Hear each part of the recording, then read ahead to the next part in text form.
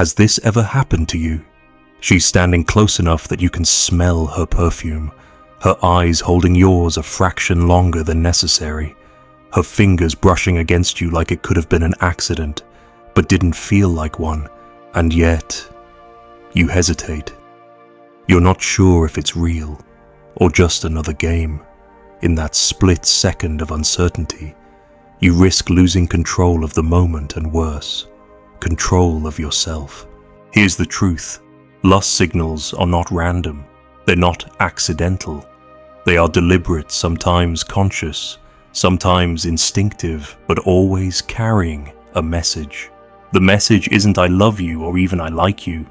It's "right now. I crave the experience of you." And if you don't understand them, you'll either miss your opportunity entirely, or you'll be pulled into a situation where she holds all the leverage. Think about it. She touches her neck while looking at you. She leans in when you speak. She mirrors your body language without thinking. Those are not just habits. They're micro displays of sexual availability, the body's way of bypassing polite conversation and going straight to primal communication. But here's the twist. Most men miss. Some women send these signals to the man they actually want, and some send them to the man they want to control. That's why the key is not just noticing lust signals, but knowing why they're there. Is she drawn to you physically, or is she pulling you into her frame so she can later decide when to give or withhold? If you can't tell the difference, you're walking into a minefield blindfolded. I knew a guy once, let's call him David, who was in a bar when a woman started making intense eye contact from across the room. Within minutes, she was next to him, laughing at his jokes, touching his arm. He assumed she was attracted, so he invested fully bought drinks, gave her all his attention, stayed in her orbit the whole night. By closing time, she left with someone else. David wasn't crazy, she was attracted, but only to the reaction she could get out of him. She wanted to be desired, not to connect. He was a prop in her night, not the prize she wanted to take home. The difference between winning and losing in that moment comes down to calibration. You need to observe without committing. A woman who's genuinely drawn to you will escalate. She'll create opportunities for physical proximity. She'll linger after touching you. She'll position herself where you have to notice her. But a woman who's playing will spike your interest and then pull away, only to test whether you'll chase. This is where most men fail. They chase. They interpret the withdrawal as a challenge to prove themselves. They text more, talk more, lean in more. And by doing so, they shift from being the man she's intrigued by to the man she controls. The antidote: indifference to the pullback. If she drops the energy, you drop it too instantly, without bitterness. You stay grounded in your own frame. You don't need her signal to feel valuable. Here's the field-tested tactic when you notice multiple lust signals: prolonged eye contact, subtle touch, leaning in, acknowledge them internally, but don't reward them immediately. Keep the conversation flowing as if nothing special just happened. This forces her to either intensify the signals or invest in you verbally, because she won't get the dopamine spike from you instantly reacting.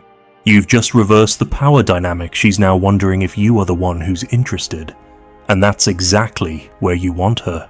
It's not about ignoring her entirely, it's about pacing the energy.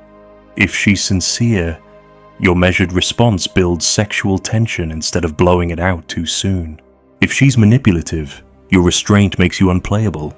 There's no button for her to press that makes you dance. The dangerous mistake is thinking every signal means go. In reality, every signal is a test. Pass the test by staying in control of your curiosity. That's what separates a man who owns the room from a man who gets played in it. Have you ever mistaken a woman's flirtation for genuine interest? What happened after? Do you tend to chase when she pulls back or pull back yourself? Which of these signs have you noticed most in your own life? You've probably noticed this: some signals burn hot, fast, and fade just as quickly, like a flash of lightning that leaves you in the dark again. That's because lust signals are not a promise. They're an opening, a door she may or may not want you to step through. And if you walk through it too eagerly, you hand her the script and let her decide the ending. The mistake men make is thinking attraction is static, that once it's there, it stays. In reality, attraction is fluid. She can feel drawn to you in one moment and disinterested the next, depending on your response. That's why chasing after the first sign of heat is dangerous.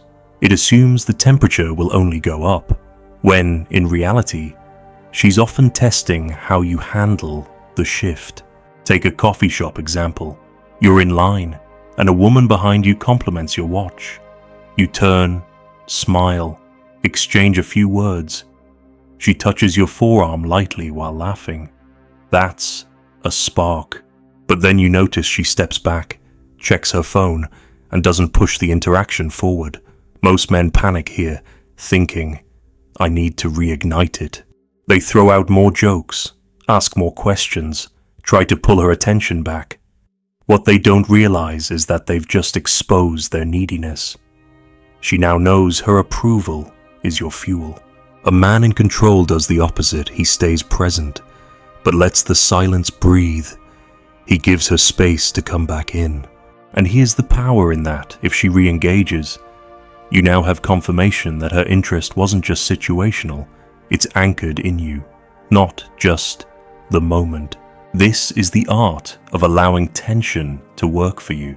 Women who truly crave you will look for excuses to keep the interaction alive, asking questions, finding reasons to stand closer, making light touches that linger. Women who don't will let the moment die, and you need to be okay with that. Because the ability to walk away is what makes your presence valuable. There's another layer here, the deliberate bait and withdrawal cycle. Some women are skilled at creating a high-intensity moment, then disappearing emotionally, just to see if you'll chase.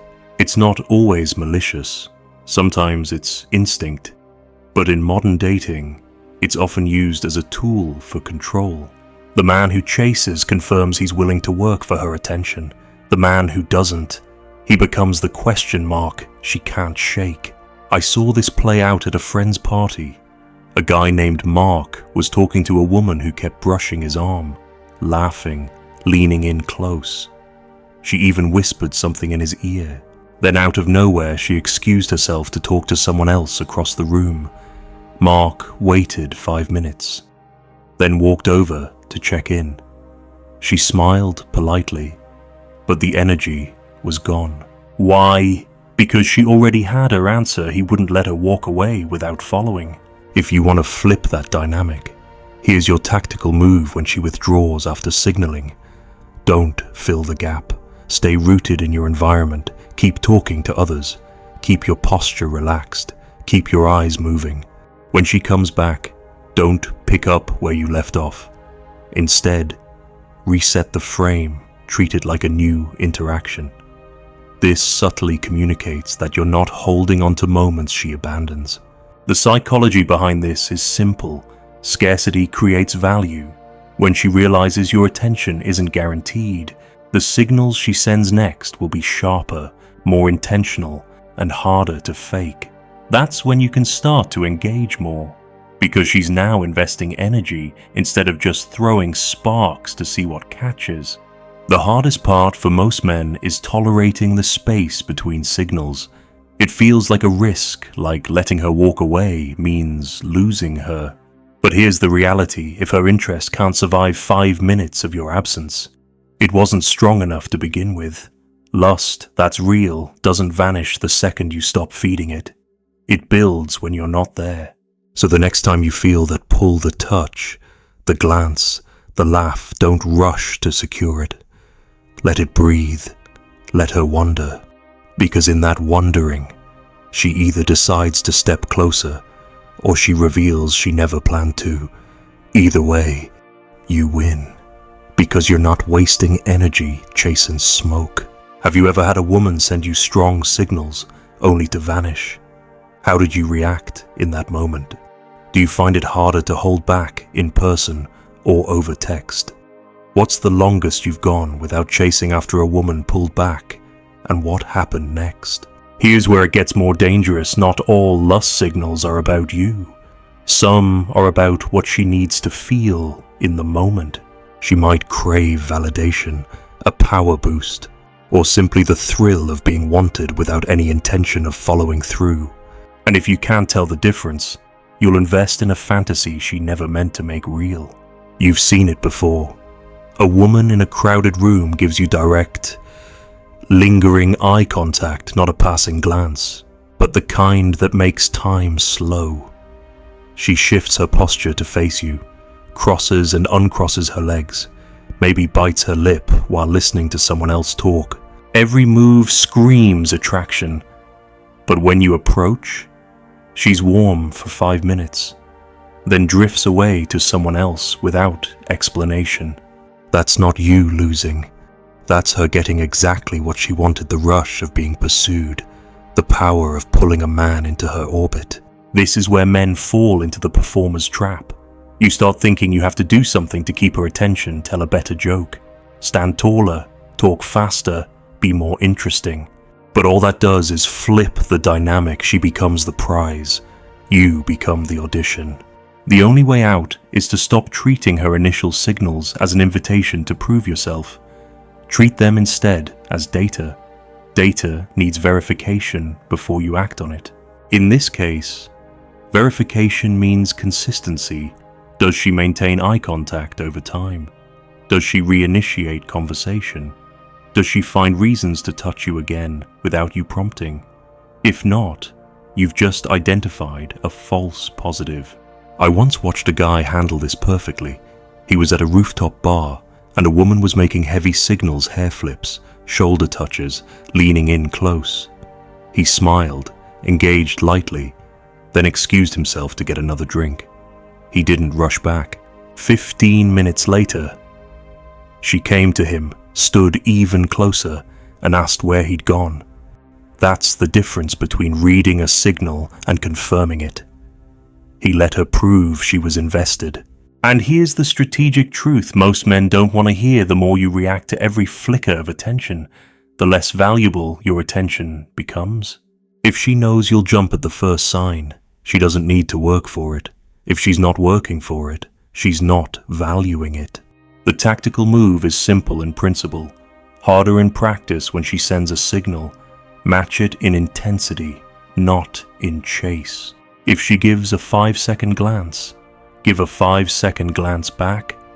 If she touches your arm, hold that energy for a moment, then shift focus elsewhere. This keeps the tension alive and prevents her from feeling like she's already won you. You also need to recognize the escalation pattern. Real attraction doesn't plateau, it either builds or it dies. If her signals stay at the same low level for an entire evening, she's likely just keeping you interested enough to feed her ego. True craving shows in progression. Her voice drops when she talks to you. Her laugh becomes more genuine. Her touches become less casual and more deliberate. And here's where control becomes your greatest asset. You decide when to respond. The moment you feel yourself pulled toward over-investment, step back, not physically, but mentally.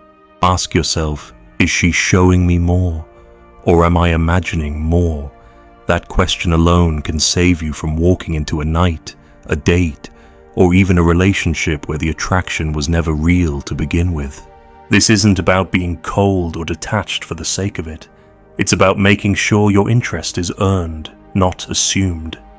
When you master that, you stop being the man women test for weakness and start being the man they test themselves against. Have you ever caught yourself performing just to keep a woman's attention? What did you do when you realized it? Do you think you can spot the difference between real escalation and a woman playing for validation? How would you handle it? Next time she signals, but then stalls. Here's the brutal reality: lust signals are only powerful if you believe they mean something. The moment you detach your ego from them, you stop being the prey and start being the one who decides whether to hunt. Most men can't do this because they've been conditioned to treat female attention as rare gold, when in reality, it's everywhere. But value is in what you accept, not what you're offered. Picture this: you're talking to a woman at a lounge, and she's leaning in so close you can feel her breath on your neck. Her knee brushes yours under the table, and she doesn't move it. She's playing with her necklace while looking at your mouth instead of your eyes. Everything in you wants to lean forward, close the space, and lock it in, but you wait. You ask her something unrelated, watch her reaction, and see if she keeps the connection alive. That pause isn't hesitation, it's control. And it's in that control that you find out who's actually chasing who. Most men rush in here, and that's why they get burned. The second you react with too much urgency, you give her the psychological win. She knows she can turn you on with minimal effort, and that's a dangerous place to be. From there, she can slow the pace, pull back, or set conditions, and you'll accept them because you've already committed emotionally to the outcome. Women who truly crave you will not punish you for holding back. In fact, it often deepens their attraction. They feel the heat rise precisely because you didn't collapse into the moment the second it appeared. You let it breathe, and in doing so, you made the connection mutual instead of one-sided. But let's talk about the other type, the ones who use lust signals as bait for leverage. You'll notice a pattern: the physical cues will be high intensity early on, but the follow-through will be low. They'll flirt heavily, maybe even initiate physical contact. But when you move forward, they slow down, shift the topic, or create an obstacle. This isn't shyness, it's a tactic to keep you working for something they never plan to give. I've seen men waste months in this cycle. One guy I know kept meeting a woman who'd greet him with a hug that lingered, press her chest against him by accident, and give him smoldering looks across the table. Yet every time he tried to escalate, she had an excuse: too busy, not ready, bad timing. The truth: she loved the attention, but she was never going to let it cross into real intimacy. He wasn't her lover, he was her fan club president. The strategy to avoid this trap is to set a silent standard. If the energy doesn't escalate over time, you withdraw yours, not as a punishment, but as a reality check. Your time and attention are investments. They need returns. If a woman is genuinely attracted, she'll match your pace or even push it forward. If she's not, the moment you stop feeding the loop, the whole game collapses. And here's the thing: women respect men who can walk away from unfulfilled signals. It tells them you're not operating from scarcity, that you're not desperate for what's being dangled in front of you. You become rare, and rare is magnetic. The deeper psychological truth is that your ability to withhold reaction is your greatest weapon. It's not about manipulation, it's about filtering. You're filtering for women who are as invested in you as you are in them, instead of getting trapped in the endless audition for someone's attention. So next time a woman sends a signal, a glance, a touch, a lean-in, treat it like a spark, not a fire. See if she's willing to fan it. If she doesn't, you walk away with your energy intact, your self-respect untouched, and your frame unshaken. Have you ever stayed too long in a situation where the signals never went anywhere? What finally made you stop? When you think back, how many of those moments were genuine attraction, and how many were ego plays? What would change for you if you filtered every signal this way from now on? And here's the final layer: most men never get to lust. Signals aren't just about attraction, they're about timing, context, and leverage. A woman can be genuinely drawn to you, yet still decide to slow things down, not because she's shy or disinterested, but because she's assessing whether you're a man who can handle the power she's offering without losing himself. This is where your response becomes more important than the signal itself. If you rush in, she learns you're easy to move. If you freeze, she learns you're unsure. But if you respond with calibrated composure, enough acknowledgement to let her know you've noticed, paired with enough restraint to make her work for the next step, you're showing her you can lead. Leading here doesn't mean forcing the pace. It means deciding the pace. It means you create the moments, rather than waiting for her to grant you permission. That's the difference between being the man she flirts with for fun and the man she invests in because he shifts how she feels. Think about the psychological shift when you flip the frame. Instead of asking yourself, "Is she into me?" you start asking, "Is she showing up in a way that deserves my energy?" That's when you stop measuring your value by her signals and start measuring her by her consistency. A man I know, call him Ryan, mastered this in the most subtle way. At a networking event, a woman was giving him every classic lust cue, twirling her hair, brushing against him, leaning into his personal space. Instead of locking in, he excused himself mid-conversation to greet someone else. 10 minutes later, she found him, restarted the interaction, and this time, her body language was even more open. She had invested effort to reclaim his focus. That's what happens when you make space for her to chase. Here's the tactical breakdown you can use starting now. When she sends a signal, you don't escalate instantly. You pivot the conversation. You take a step back. You create a micro-absence. Then, you watch. If she follows physically, verbally, or emotionally, that's your green light. If she doesn't, you've just saved yourself from chasing an illusion. Over time, this approach does something powerful to your presence. You stop being reactive. You stop giving women the emotional steering wheel just because they smiled at you. And when you do that, the women who are truly interested will double down, because you've shown you're not another man who can be hooked with a glance. And let's be clear, this isn't about playing games for the sake of ego. It's about protecting your energy, keeping your frame, and making sure every connection you invest in is built on mutual desire, not one-sided pursuit. The more you live by this, the less you'll find yourself in those frustrating cycles where she seemed so into you until she wasn't. The truth is, lust signals are easy to fake, but sustained effort is not. That's why your job isn't to catch every glance or every touch, it's to filter them. The man who can filter without bitterness, without insecurity, and without neediness is the man who women feel safest and most drawn to, because they know his attention isn't for sale to the highest flirt.